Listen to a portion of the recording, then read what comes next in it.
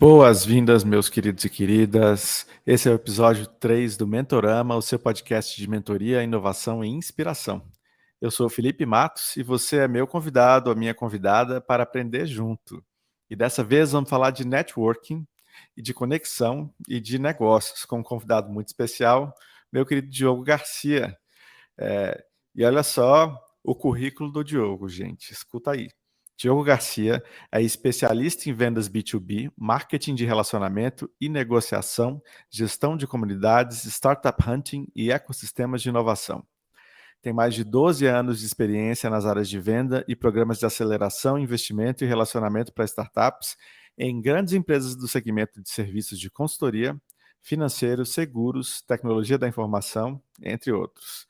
Ele ministra palestras, treinamentos e mentoria para executivos e empreendedores de startups de diversos setores do Brasil e fora do país, pela agência Casé Fala. É professor do MBA da XPED, da XP, cofundador da Confra do Empreendedor, uma comunidade da qual eu faço orgulhosamente parte, de players do ecossistema empreendedor brasileiro e do ecossistema português. É jurado do 100 Startups to Watch, da editora Globo. Somos, em conjunto, aliás, também faço parte desse grupo com muito orgulho. E foi analista do Shark Tank Brasil, do Sony Channel e mentor do programa ProLíder. Ufa! Tudo bem, Diogo? Opa, Felipe, se tiver alguma mentira, vou ser cancelado aí. Os ouvintes vão me denunciar, mas é isso mesmo. Obrigado aí pelo convite. É um prazer estar com você, grande amigo e parceiro do ecossistema, que tem feito tanta coisa aqui pelo ecossistema brasileiro de startups. Então, é um prazerzaço. Muito obrigado pelo convite. É uma honra estar aqui contigo.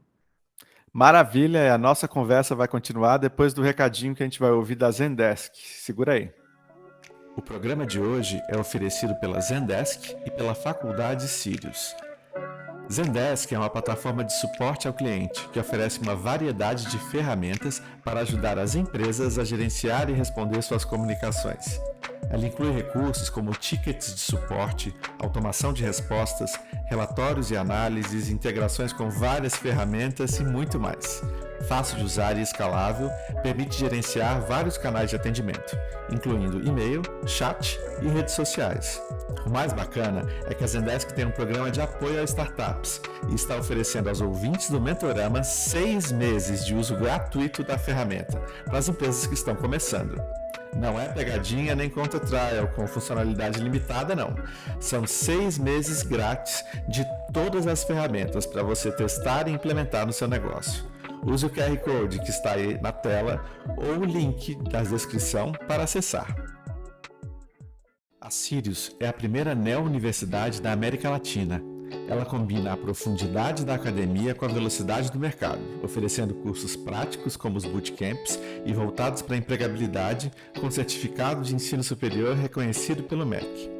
Especializada em ciência de dados e inteligência artificial, a pós-graduação Master em Ciência da Decisão da Sirius é para profissionais de todas as áreas, que querem elevar sua carreira em 9 meses, adicionando conhecimentos de IA e Data Science às suas carreiras.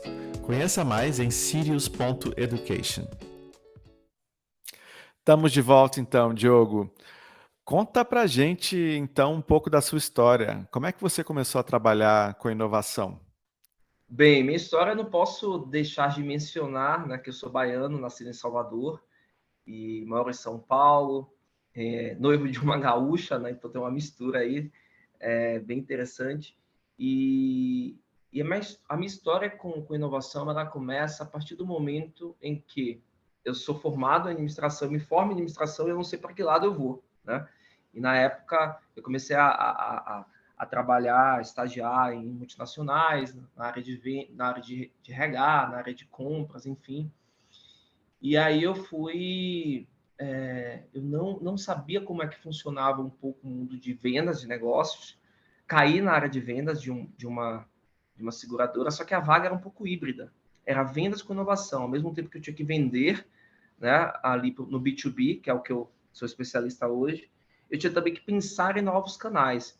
Então, meio que foi tudo meio que junto, sabe, Felipe? Então, eu tinha que vender, mas tinha que vender de forma inovadora. E para mim foi um grande desafio, porque o mundo da inovação, né, tem muita coisa, ele é muito, sabe, tem muitas fontes, é muita gente falando sobre o tema, e na época eu ainda não tinha tantas referências, né, para poder seguir, enfim. Então foi meio que testando ali mesmo. Eu me lembro que na época a gente testava canais diferentes para você vender seguros massificados com parceiros, né? E aí fui me especializando mais em vendas, né? Então passei aí por bancos, por mercado financeiro, e, e aí numa consultoria eu sempre fui muito curioso, né? E aí comecei a conversar com um time de inovação, as pessoas diferentes, as pessoas, sabe, que estavam ali sempre numa sala escondida. Aí eu falei, eu quero saber o que esse povo faz. Sempre fui muito curioso. E aí eu comecei não, eu comecei a me relacionar com pessoas da área de inovação, né? Então participava de fóruns, de eventos e tal. Depois eu comecei a estudar, né? Fiz aí cursos e para entender o conceito mesmo de inovação. Aí a gente, né, vê aqueles conceitos de inovação incremental e tudo mais.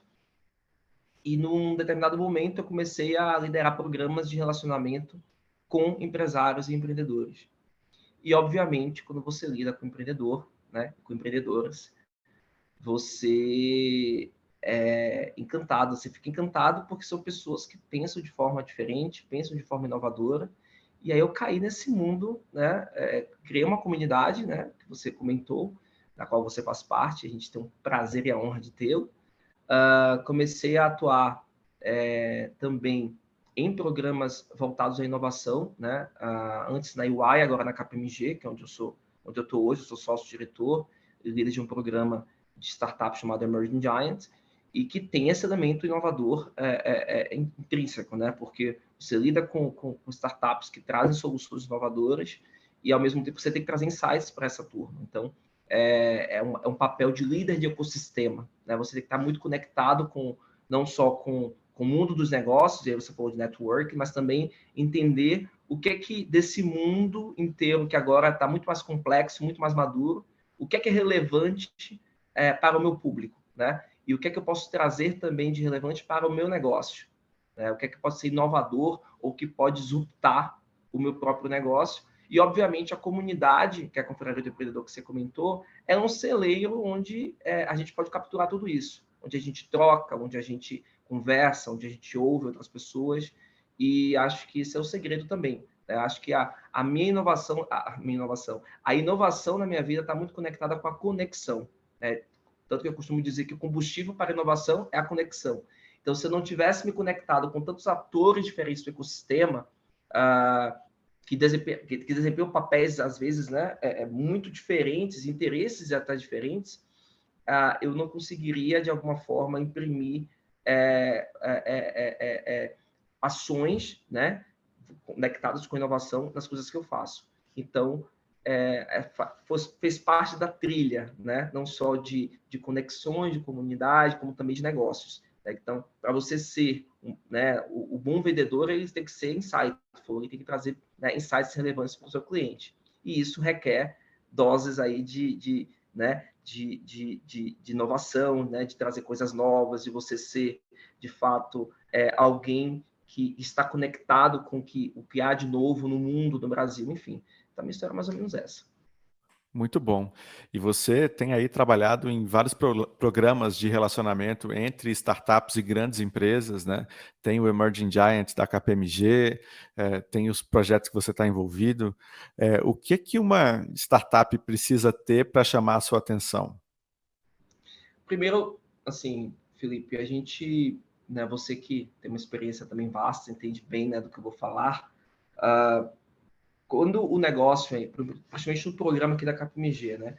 Quando a gente já tem um negócio meio que azeitado, o negócio ele já se, não vou usar termos muito técnicos, né? Mas quando ele resolve um problema real, ele tem um modelo de negócio que faz sentido, né? E está no momento de tração também. Uma coisa que eu observo muito é o mindset inovador do empreendedor e empreendedora. O quão visionário essa pessoa é diante daquele negócio que ela tem naquele momento e até onde aquele negócio pode chegar.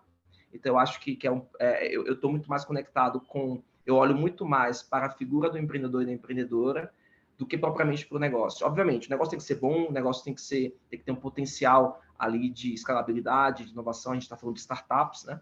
Mas eu acho que esse background misturado com mindset, misturado com ação, né? Com temperos aí também de experiências anteriores, isso com certeza dá uma bagagem diferenciada para o empreendedor e para a empreendedora que lidera uma startup. Perfeito. Deixa eu explorar mais esse assunto, porque eu sei que você é um especialista nessa área, você que se relaciona com startups e grandes empresas fazendo essa ponte, e a gente sabe que esse processo de relacionamento entre startups e grandes empresas, ele é complexo, né? Muitas vezes uma grande empresa pode até quebrar uma startup no processo de relacionamento sem saber, por colocar processos demais em cima dessa relação e por aí vai. Como que é para você lidar com esse processo? O que você tem a dizer sobre os pontos, os erros cometidos e o que a gente deve fazer para garantir o sucesso dessa relação? É uma excelente pergunta e é algo que muita gente enfrenta, tá, Felipe? Não só por parte das startups, como também por parte das corporações, tá? Eu vou dar o meu exemplo aqui, porque acho que eu vivi isso na pele e acho que pode ser útil aqui para a audiência, né? Quando me convidaram para ser sócio da KPMG, eu fiz uma entrevista, né? E foi um processo bem demorado, enfim, obviamente, né? Para para entender se você tem fit com business, enfim. E eu me lembro que foi me perguntado pelo comitê, né, executivo, por que criar, por que lidar, por que trabalhar com startups numa empresa tradicionalmente de auditoria, na qual existem processos bem definidos, uma área de compliance super rigorosa, porque a gente vende credibilidade no final do dia. Por que eu estava ali? E aí a minha resposta foi, é exatamente por isso, por ser desafiador, por ser um mundo completamente diferente, porque é muito fácil inovar num segmento que, por exemplo, sei lá, de varejo ou qualquer outro onde, né, de tecnologia, onde a inovação é a célula, a DNA do negócio, mas você vir para uma empresa de auditoria / consultoria centenária, né, como que você consegue trazer aí startups para dentro desse universo? E uma coisa que eu percebi é que a gente sempre, no início, no meio e no final do dia, a gente lida com pessoas. E você precisa se conectar com essas pessoas e existe um processo de evangelização, existe um processo de conquista e também, eu sou de vendas, mais importante, resultados. Então, o que é que eu percebi ali no meu contexto? As pessoas, os meus sócios, né, obviamente, estão acostumados a atender empresas grandes, né, grandes corporações, enfim. Trabalhar com startup é uma coisa diferente, é um bicho diferente, Felipe. Você sabe tudo, né? Você não vai pedir uma série de documentos da startup, porque a startup pode nem ter os documentos. Se ela foi criada há 1 ano atrás, há 2 anos atrás, você requerer exigir de uma startup o mesmo nível de profissional de maturidade, né? Vamos dizer assim, de governança do que uma empresa maior, né? Não dá, é bem diferente.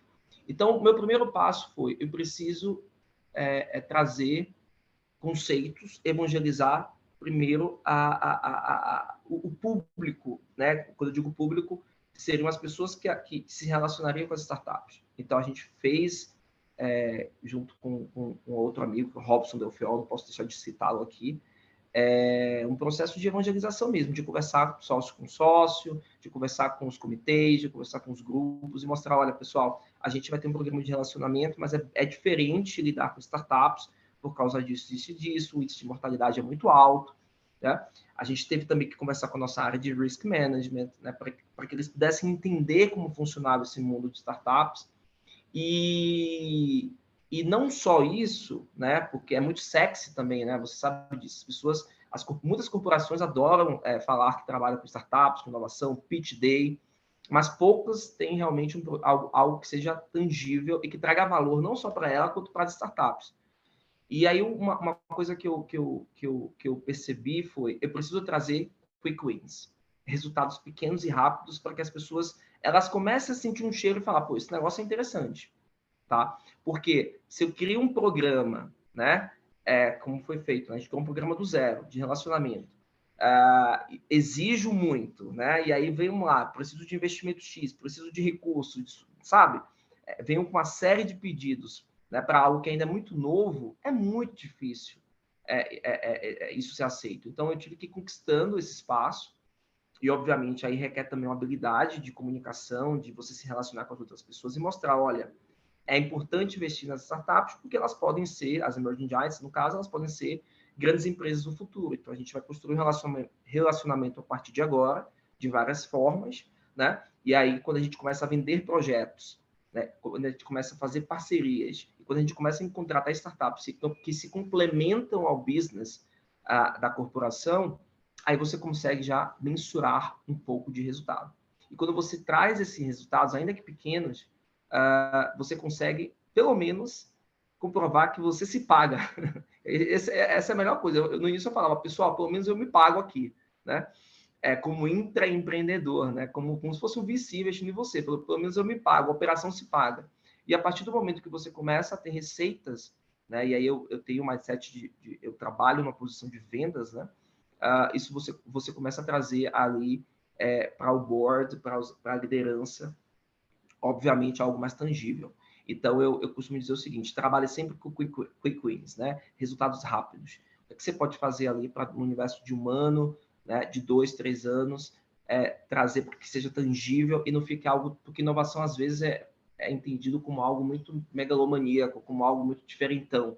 E não é, né? Inovação, ela às vezes, é a forma de você fazer algo diferente. A gente agora vai alocar sócios para atender startups, as startups que têm maturidade de um setor e papá, a gente vai fazer isso, a gente vai criar uma trilha de conteúdo, e assim eu fui fazendo, e hoje o programa, ele fazendo um jabá, né, agora é um programa que vai ser referência global, né, então a gente vai replicar em outros países. Então, se eu tivesse que dar dicas, eu focaria nos quick wins, e aí cada um sabe da sua realidade, e quais são o que é esperado, né? É bom alinhar muito bem, né, com os seus sócios, com os investidores, com o seu chefe, né? O que pode ser quick win para que você possa seguir ali essa trilha de inovação. Muito legal, acho que você trouxe dicas muito boas aí na inovação, né? Essa do quick win e interessante ser uma pessoa de vendas e inovação também que está olhando para o retorno, né? Olhando para a inovação como um centro de receita, porque acho que é o grande desafio, né? Como é que a gente faz a inovação dar retorno? Inovação que geralmente é visto como só investimento, como longo prazo. Como é que a gente olha para a inovação como um centro de receita para gerar retorno? E aí, olhar para os quick wins pode sim ser uma forma muito interessante para conseguir gerar resultados mais rápidos para a organização e fazer os projetos de inovação prosperarem, né? Agora, caminhando aqui, você está à frente do Emerging Giants, que é um programa da KPMG que identifica, né, grandes startups que poderão ser aí promessas no futuro. O que é um giant? Né? O que essas Emerging Giants têm em comum? Perfeito. A gente considera, porque assim, quando a gente fala giant, né, é um termo sexy, né, é um termo bonito, emerging giant, né, eles até gostam, eu sou um emerging giant, né, e é engraçado no ecossistema, Felipe, as pessoas perguntando, Diogo, o que é que eu faço para ser um emerging giant, enfim. Mas assim, o conceito que a gente utiliza, tá, primeiro giant, né, se a gente está falando de emerging, é porque tem emerging giant, porque tem a giant. A giant, para a gente, é aquela empresa que, de fato, ela já se provou como negócio, né? Já traciona, já passou pela fase de se provar, né? Então, recebeu investimento preferencialmente de VCs, né? Ali no Série A, e ela está no momento de abertura de capital, ou SPAC, ou momento de M&A, comprando ou sendo comprada, ou incorporada, tá? E, por último, unicórnio, né? Porque a gente sabe que 0,1% da população de startups se tornam unicórnios. Então, a Giant, para a gente, é isso. São esses indicadores de sucesso, né? Ela se provou como negócio, o negócio começa a rodar, muitas vezes lucrativo, algumas vezes não, mas ela já chama a atenção de potenciais concorrentes maiores, Então, por isso, ela passa o processo de fusões, aquisições, e também ela já quer dar um próximo passo, né? Que é esse passo que eu comentei, que é a abertura de capital, enfim. E o que é que elas têm em comum? O que é que eu tenho observado? Primeiro, empreendedor e empreendedora de segunda e terceira viagem, que não necessariamente terá dado muito certo na primeira ou na segunda. Né? Acho que ter quebrado, ter tido a experiência de ter tido um negócio anterior, né? de tocar um negócio anterior, isso é um diferencial e eu percebo muito nas Emerging Giants. Hoje eu estava até falando com o VC, outra coisa, a habilidade que esses empreendedores têm de negociar com investidores. Uma vez que ele já negociou com o VC, ele já sabe como funciona, né? Como são os term sheets, enfim. Então, isso dá para ele um repertório muito interessante. Times complementares, então, é importante ter ali a figura do CTO, né? Obviamente, se a empresa é tech-driven, ser uma empresa, né, de um setor específico, financeiro, de saúde, de varejo, que você tem alguém, né, uma pessoa com experiência nessas áreas, né, trazem um diferencial e é uma coisa marcante das Emerging Giants. Já terem passado por rodadas de investimento relevantes e, obviamente, e aí eu falo do Série A, a partir do Série A, que a gente faz o crivo, e, obviamente, o quão sexy é aquele setor na perspectiva de investidores, e isso muda ano a ano, né? Só para você ter uma ideia, quando a gente rodou o programa pela primeira vez, a primeira turma, a gente tinha muita fintech que era um reflexo do ecossistema, né, de startups no Brasil, de maturidade das fintechs. Ano passado, em função da pandemia, a gente começou a ver mais health techs, então a gente tem mais health techs no programa. E assim vai, né? Então, com esse, a gente tem falado muito de inteligência artificial, eu acredito que em 2023, a gente agora, no final, no próximo batch, vai ter boas surpresas, porque depende muito ali do momento do mercado, né?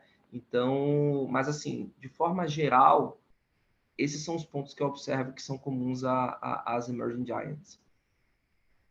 Perfeito. E aí, você até falou um pouco começou a responder uma pergunta que eu queria fazer, que precisa fazer para ser Emerging Giant, né?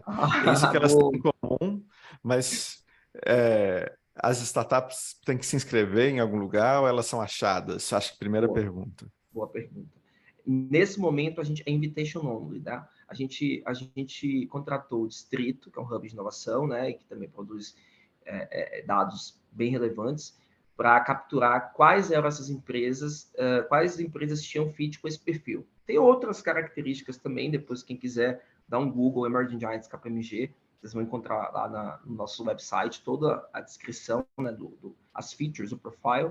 E o Distrito criou um algoritmo para capturar, diante dos dados públicos fornecidos pelas startups, quais tinham maior fit com esse perfil. Com base nisso, a gente convida as startups a participarem de programas de mentoria e de trilhas de conteúdo exclusivos, além, obviamente, de todo o acesso à rede KPMG, quer seja no Brasil, quer seja fora. E aí a gente convida e elas participam sem nenhum custo. A nossa ideia, Felipe, o nosso objetivo aqui dentro do universo de 3 anos é que a gente abra o programa para que essas pessoas possam se inscrever. Porque o que acontece? Você entende bem do que eu vou falar. No ecossistema existem pontos cegos, né? Existem startups que a gente não consegue capturar porque elas não compartilham seus dados, às vezes até a empresa mesmo não quer compartilhar, mais low profile. E isso tem muito a ver com... e às vezes a gente reproduz vieses do ecossistema. Então, só para você ter uma ideia, no segundo batch do Emerging Giant, a gente percebeu que no primeiro a gente tinha poucas fundadoras mulheres e fundadores negros.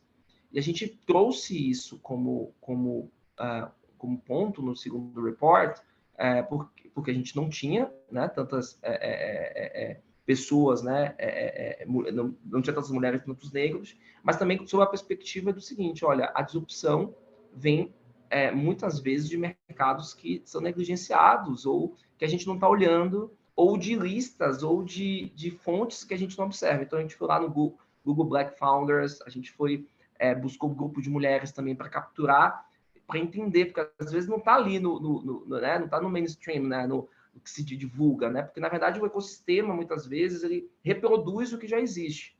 Então a gente tentou desafiar um pouco esse bias aí do algoritmo, e não só sobre a lente de gênero, de raça, mas também vários outros pontos, região, está tudo concentrado em São Paulo, então a gente começou a ver muita coisa diferente no Sul, no Centro-Oeste, no Nordeste, no Norte, então a gente tem sempre provocado, né, nos provocado principalmente para entender ali quais são as startups que a gente não consegue capturar. E uma vez que a gente abre, né, uma vez que a gente possa abrir, né, esse programa para as inscrições, eu acho que a gente vai conseguir capturar muito mais esse elemento da diversidade, que é o Brasil, né? Que é a realidade do Brasil, que tem problemas de norte a sul, e tem muita gente bacana e sagaz, que tem resolvido esses problemas, só que às vezes não estão nas lentes aí das nossas buscas. Então, a gente quer ampliar mais esse olhar, e é por isso, Felipe, que você faz um trabalho espetacular junto com a B Startups, desculpe, com outras entidades, que é justamente a gente entender, ir lá fuçar, olhar as comunidades e entender o que está acontecendo, quais são os movimentos, quais são os empreendedores e empreendedoras novos. Então, eu sou me inquieto, eu estou a todo momento tentando olhar ali onde é que eu, sabe, esses pontos que muitas vezes os filtros, né, enviesados não conseguem capturar. Muito bom. Estou curioso para saber quem vão ser os próximos Emerging Giants, porque já virou um selo, né? Um filtro que o mercado olha e espera. Muito bem. Mas vamos mudar de assunto para falar de networking agora. Me fala como é que surgiu a Confra, a Confraria do Empreendedor.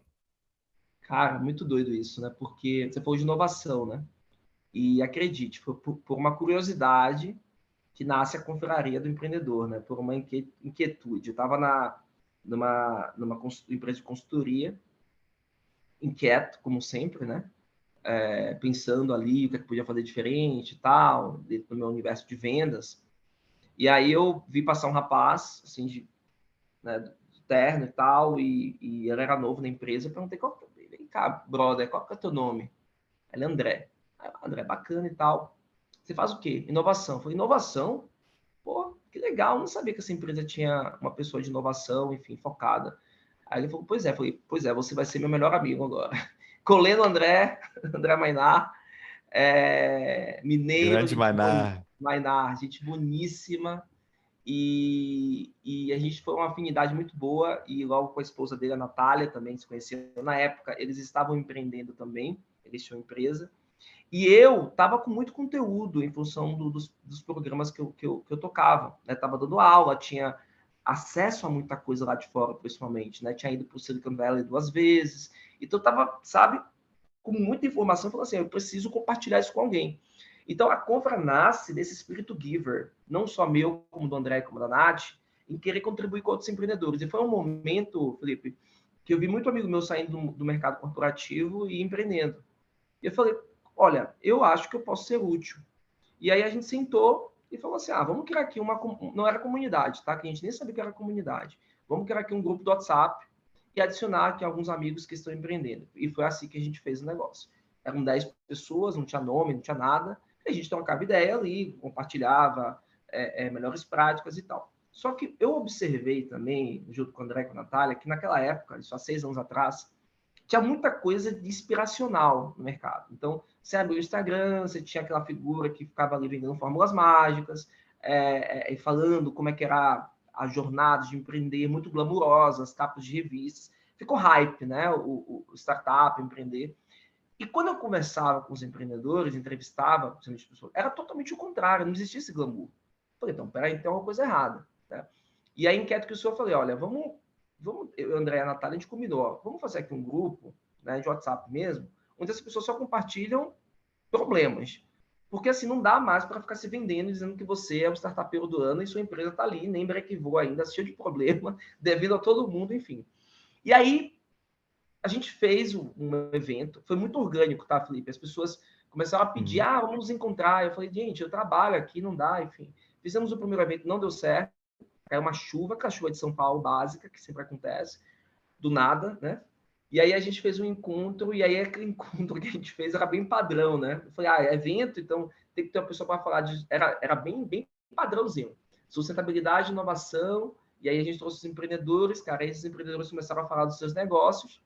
Só que a turma que a gente trouxe tinha veio a crítica, né, de falar, peraí, a gente não quer ouvir história inspiracional do cara que deu muito certo, a gente quer ouvir os problemas, o que é que deu, né, bom português, né, o que é que deu merda.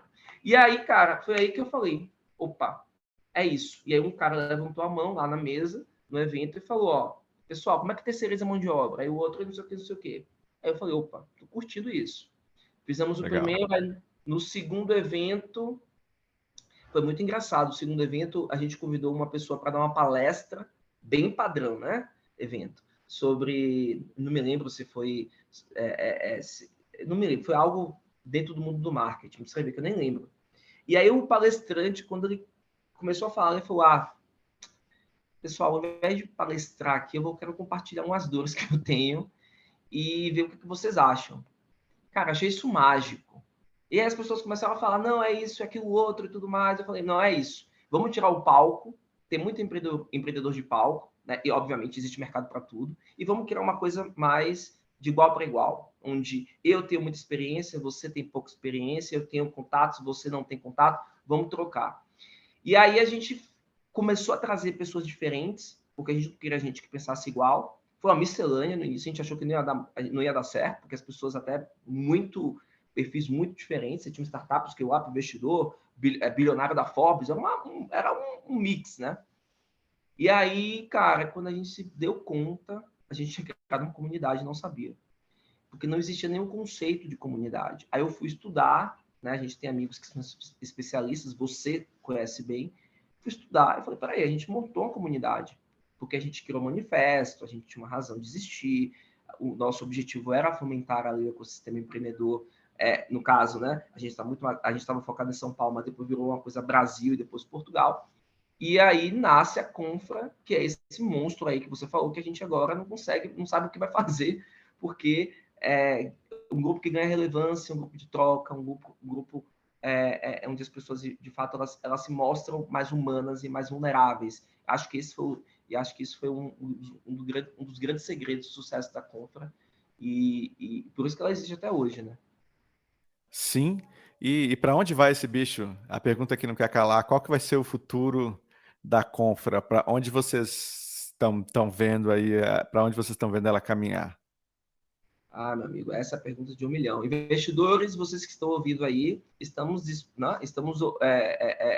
disponíveis para conversas. Opa! Assim, Felipe, existem vários caminhos, né? E a gente sabe bem que quando o empreendedor ele está nessa jornada, ele pode, o que era comunidade pode se tornar uma coisa completamente diferente. Mas hoje, né, o que é que a gente entendeu? A gente tem o Confra Hub, que é liderado pela Natália Lazzarini, que é uma frente de negócio da Confra, onde a gente ajuda empresas a criarem as suas comunidades. Então, esse é o primeiro ponto. Segundo, primeira frente de negócio, né? A primeira frente de negócio. Segunda, a gente já começa a pensar também em venture builder, né? A gente já é provocado pelos próprios integrantes a criarmos um membership, né? Onde as pessoas vão fazer parte dessa comunidade, vão ter acesso a conteúdo, mentorias. Porque, respondendo a tua pergunta primeira, era só um grupo do WhatsApp. E eu não queria que fosse maior do que aquilo. Nem eu, nem André, nem Natália.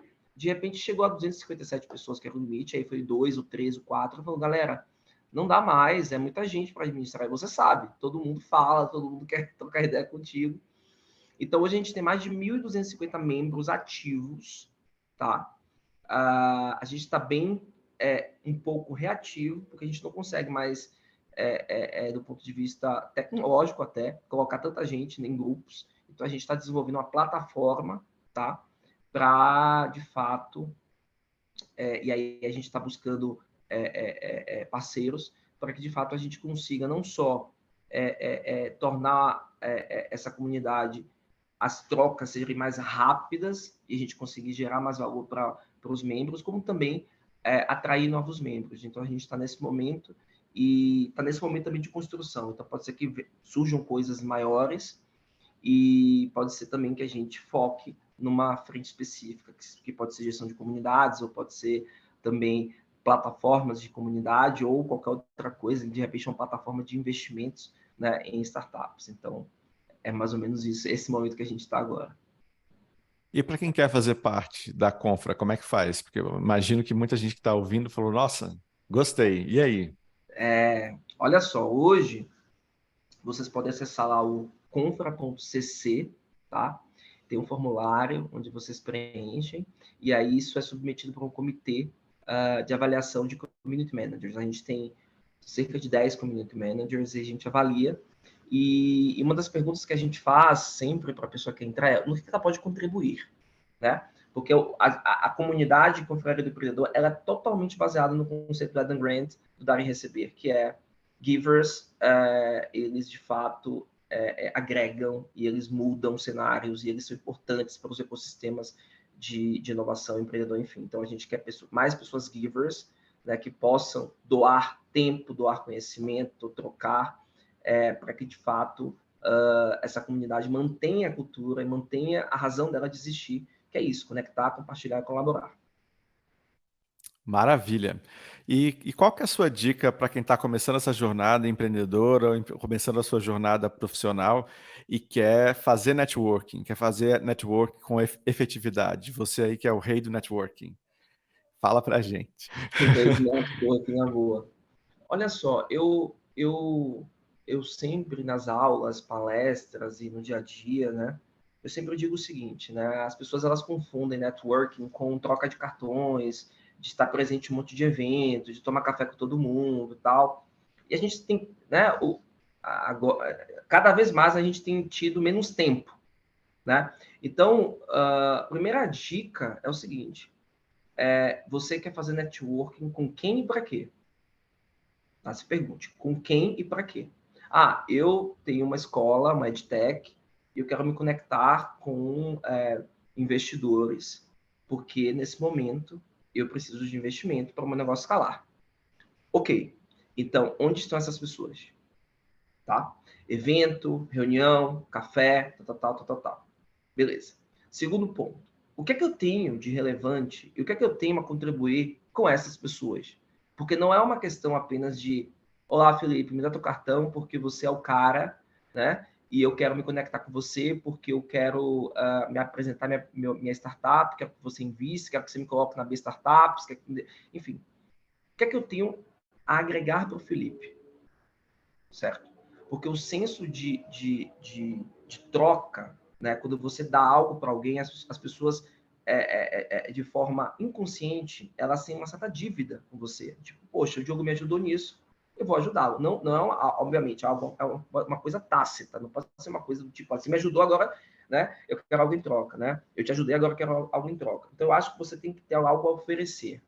Ninguém vai tomar um café com você ou almoçar se você não tem uma pauta. É o que eu costumo dizer. As pessoas às vezes falam assim, vamos tomar um café, eu falo, mas para falar de quê? Se não é meu amigo, a minha amiga, não é uma pessoa da minha família que eu vou lá tomar um café, ou um grande amigo, né, para saber como é que tá, esse café tem que ter uma pauta. Não existe café sem pauta, né? Então você não vai tomar o tempo do Felipe Matos, 2 horas do almoço dele, onde ele tem 1000 coisas para fazer, tem que se relacionar com 1000 stakeholders, só para almoçar. Não faz sentido. E aí também pensar, o que é que eu posso trazer de relevante, de insightful para o Felipe, para que ele possa também pensar e falar, poxa, o Diogo é uma pessoa bacana para eu ter perto. E isso não é subestimar ou superestimar ninguém, tá? Porque a tua rede de networking depende muito do que você faz, de onde você está. Então, nesse momento, eu me conecto com startups, com emerging giants. Então, é o meu público, VCs, startups e tal. Então, o que é que eu posso fazer para me conectar com esse povo? Mas eu tenho que trazer alguma coisa de valor. Se eu não trouxer nada, algo que seja de valor para essas pessoas não vão. Elas podem me receber, elas podem ser educadas, elas não vão esquecer de mim.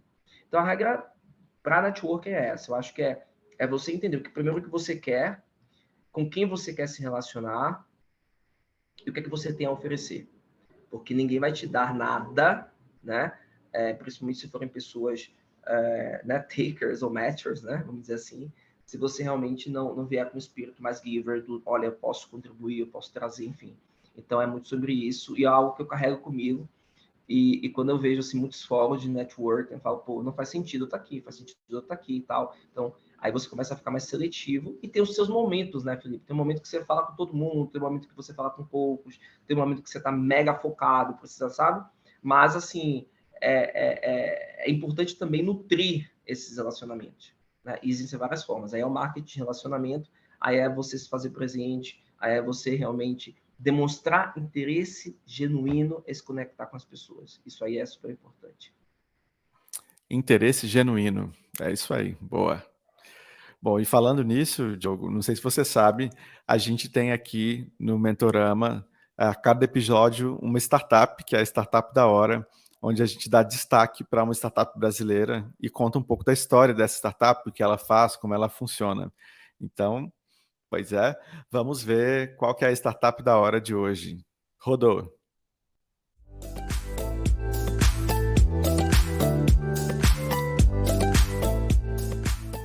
Hoje vamos apresentar a vocês uma startup que propõe inovar no setor jurídico, uma Legal Tech. É a Leme Inteligência Forense, que está sendo chamada de Google da recuperação judicial. Ela oferece soluções para credores na jornada de recuperação de crédito, utilizando inteligência forense. O volume de endividados no Brasil é muito alto, são mais de 66 milhões de pessoas devedoras, de acordo com a pesquisa da Serasa Experian. É por isso que não é nada fácil localizar os devedores, principalmente quando utilizam artifícios e estratégias de ocultação de patrimônio. Mas a Leme, além de encontrar os endividados, encontra o patrimônio deles. Já localizou mais 204 bilhões de reais em ativos desse tipo em 2 anos e meio. Daí o apelidado de Google de recuperação judicial. A plataforma também auxilia na tomada de decisões em relação às medidas legalmente cabíveis. E é daí que vem o nome. Leme é o elemento principal que guia os navios pelo seu percurso. Em sua carteira com 150 clientes, a Leme atua em diversos segmentos do mercado, como agronegócio, jurídico, financeiro e industrial. Essa é uma solução bastante inovadora que usa automação e inteligência para realizar uma tarefa até então resolvida de forma manual e arcaica. E eles dizem que trabalham de acordo com as premissas da Lei Geral de Proteção de Dados, já que manuseiam informações pessoais e sensíveis. A empresa está em pleno crescimento e vem incluindo novas funcionalidades na plataforma, de modo a atender às novas demandas dos clientes. Bom, é o terror dos devedores, né? E aí, o que você achou dessa iniciativa? Enfim, então agora, Diogo, estamos chegando no final.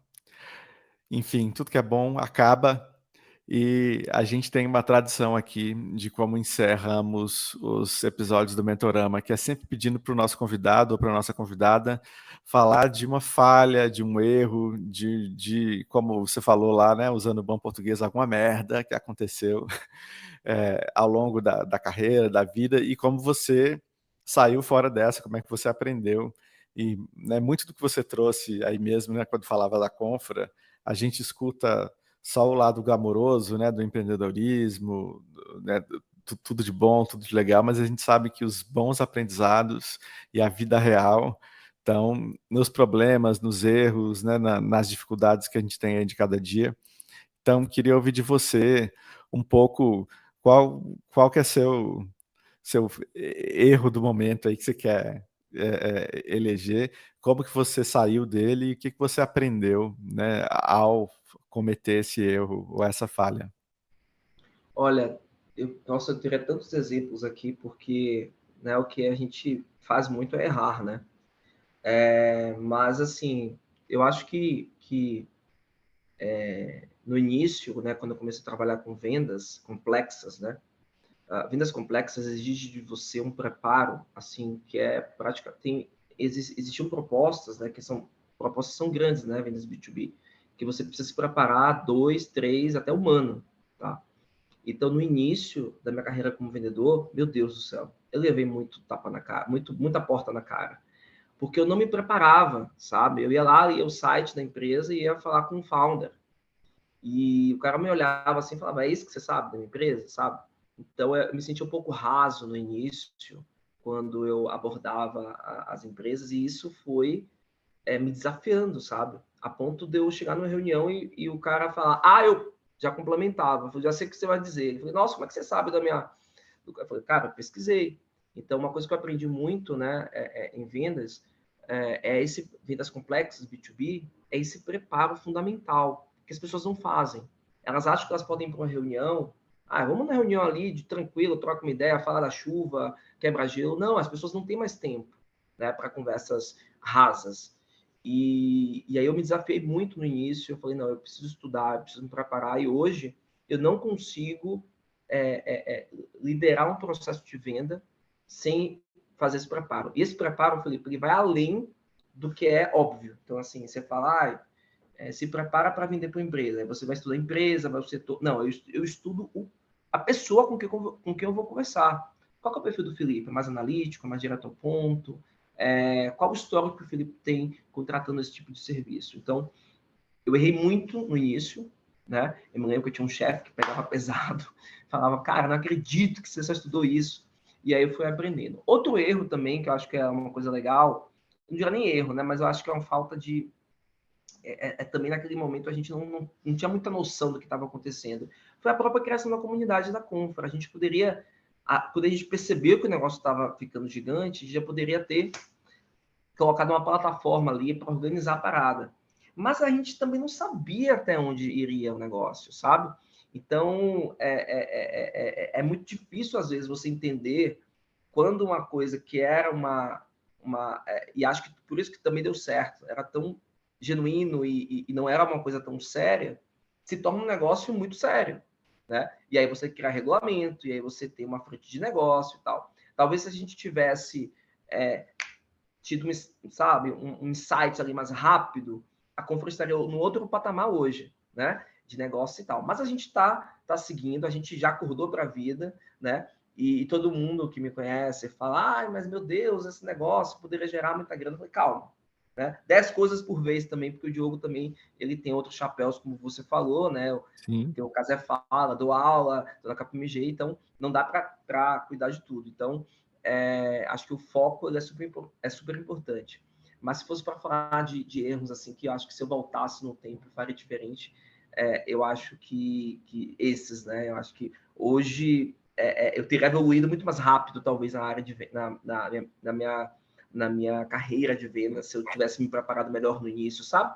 Mas tá tudo bem, tá tudo ótimo. Mas é aquela coisa, eu acho que os erros me fizeram criar casca para hoje dar aula, né? Por exemplo. Então, eu não só vendo, né, que é o meu dia a dia, faço negócios, me conecto, como eu também dou aula disso. Então, para mim, esses erros foram essenciais até para a formação do que eu sou hoje, né, como profissional, como empreendedor, enfim. Muito bom, Diogo. Cara, não tenho palavras para te agradecer por poder ter aceito o convite, por estar aqui, né, dividindo e dando mais uma vez uma contribuição aí para o ecossistema. Obrigadíssimo pela sua participação e queria te convidar para ir direcionar suas palavras finais para a nossa audiência, para quem está assistindo, né? Terminando mais uma vez agradecendo muito pela sua participação. Por favor, suas palavras finais. Bem, eu só tenho a agradecer, Felipe. Para mim é uma honra de verdade, né?